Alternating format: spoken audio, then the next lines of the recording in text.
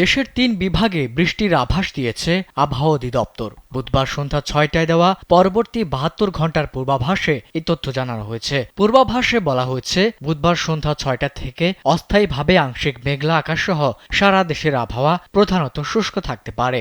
তবে খুলনা, বরিশাল ও চট্টগ্রাম বিভাগের ২-১ জায়গায় হালকা বা গুঁড়ি গুঁড়ি বৃষ্টি হওয়ার সম্ভাবনা রয়েছে।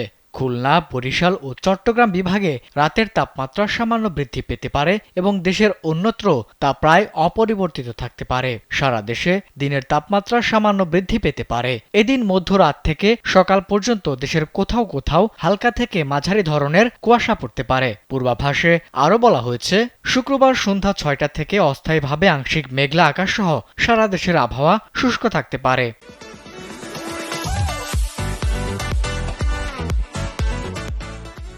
সারা দেশে রাত এবং দিনের তাপমাত্রা সামান্য হ্রাস পেতে পারে। এছাড়া মধ্যরাত থেকে সকাল পর্যন্ত দেশের কোথাও কোথাও হালকা থেকে মাঝারি ধরনের কুয়াশা পড়তে পারে। বর্ধিত ৫ দিনের আবহাওয়ার অবস্থায় বলা হয়েছে, এ সময়ে শেষের দিকের তাপমাত্রা হ্রাস পেতে পারে।